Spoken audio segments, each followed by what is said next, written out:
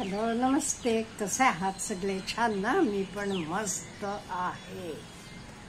आता गौराई येणार आहेत उद्या, परवा दिवशी त्या जेवण करणार आणि नंतरच्या दिवशी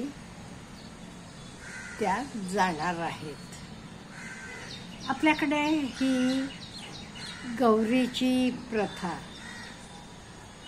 कशासाठी आहे म्हणजे मेनली हे स्त्रियांचा सन्मान, माहेर वाशिणीचा सन्मानासाठी ही पूजा पूर्वीपासून केली जाते.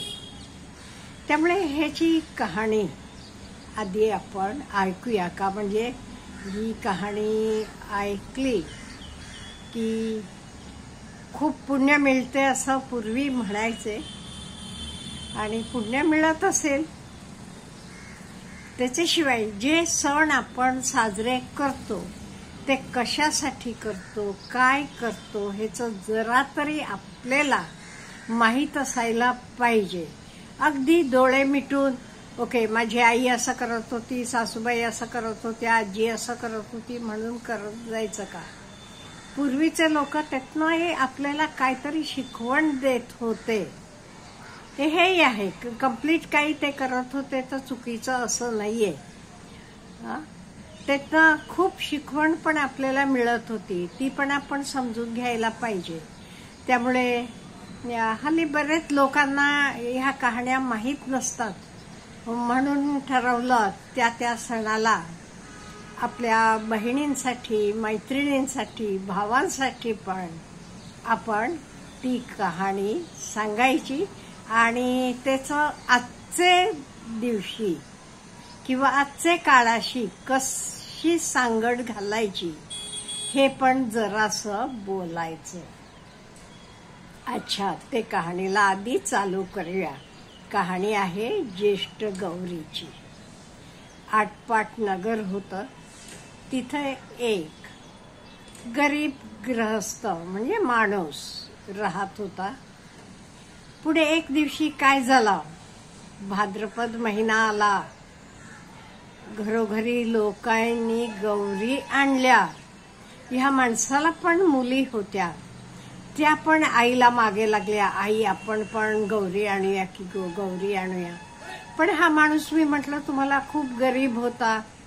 तसं आई म्हणाली गौरी घरात आणली की नुसतं आणून कसं चालेल, तिची विधिवत पूजा करायला पाहिजे, त्याच्याशिवाय तिचं गावन घातल्यानं नैवेद्य करायला पाहिजे.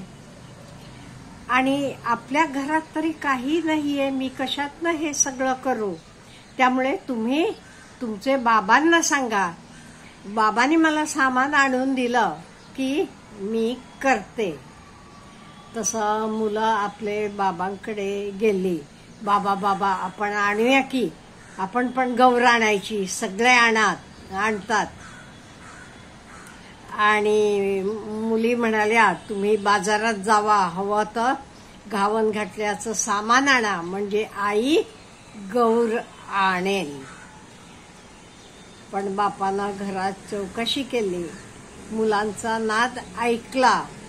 मनात फार तो दुःखी झाला का आपल्या मुली एवढ्या मागे लागल्यात आणि आपल्याला तर एवढी गरिबी आहे, आपल्याला सोन्यासारखी मुलं आहेत, अगदी सोन्यासारख्याच मुली पण आहेत, पण त्यांचा हट्ट मी पुरवत नाही.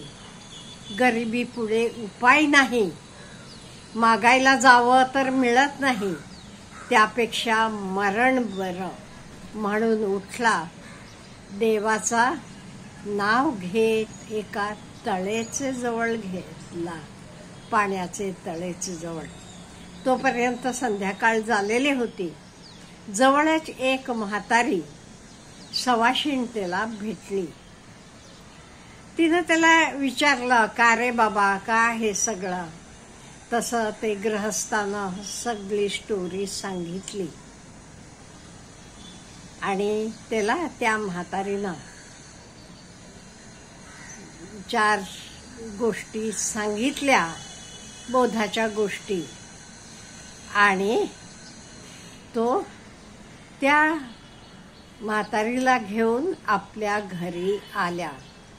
बायकोनं दिवा लावला, चौकशी केली, पाहुण्याबाई कोण आहेत म्हणून विचारलं. तसं नवऱ्यानं सांगितलं. बायको घरात गेली आणि आंबिलीकरिता कण्या पाहू लागली. तो मडकं आपलं कण्यानं भरलेलं होतं. तिला आश्चर्य वाटलं, नवल वाटलं तिला. ही गोष्ट तिनं आपल्या नवऱ्याला पण सांगितली. त्यालाही मोठा आनंद झाला. पुढे पुष्कळ पेज केली, सगळ्यांनी पोटभर खाल्ली. सगळी जण मग आनंदानं निजली. सकाळ झाली. तसं त्या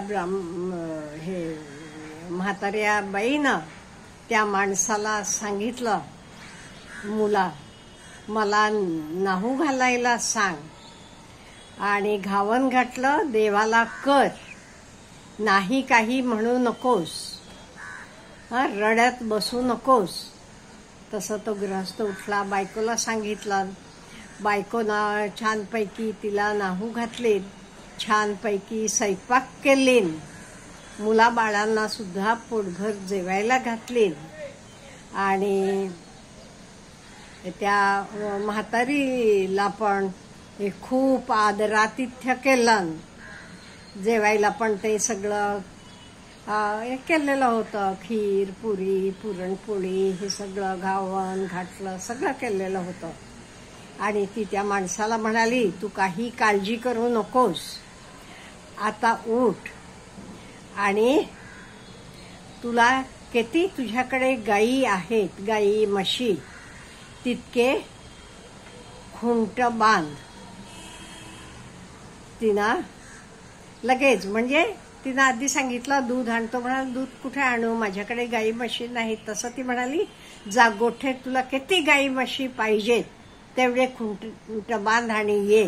आणि तो तसं करून येतो.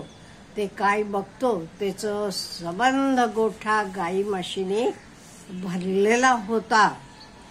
त्यानं दूध काढलं आणि खीर केली आणि संध्याकाळी पण तशी म्हातारी म्हणाली, मुला मला आता पोस्ती कर.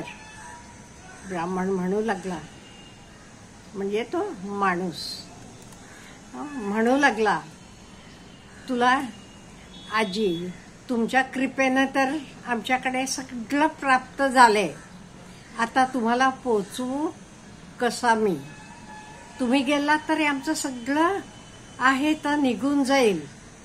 तसं ती म्हणते, अरे तसं काही होत नाही, माझा आशीर्वाद आहे तुला, तुला काही कमी पडणार नाही.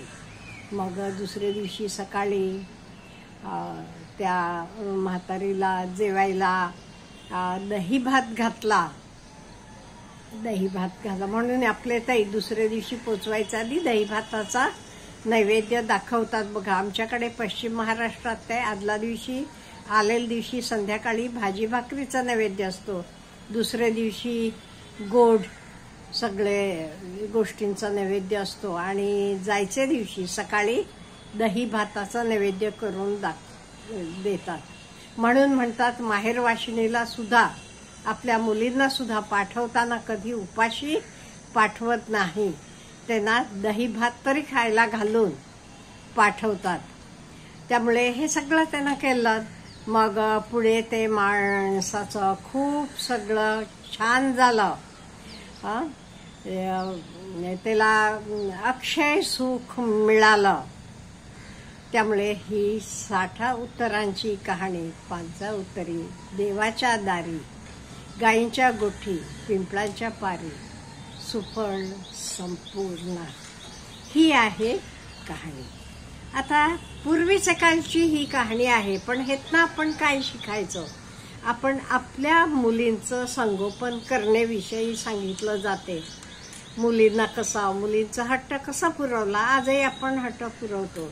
मग त्या लग्न होऊन गेल्या तरी माहेरी आले वेळा त्यांना आपण कसं छानपैकी त्यांना रिसीव करावं, त्यांचं आदरातिथ्य करावं, त्यांना देऊन साडी चोळी म्हणा काही आपल्या ऐपतीप्रमाणे देऊन आनंदानं सासरी पाठवावं.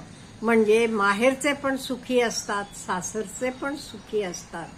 हीच आपल्याला ज्येष्ठ गौर सांगतीये.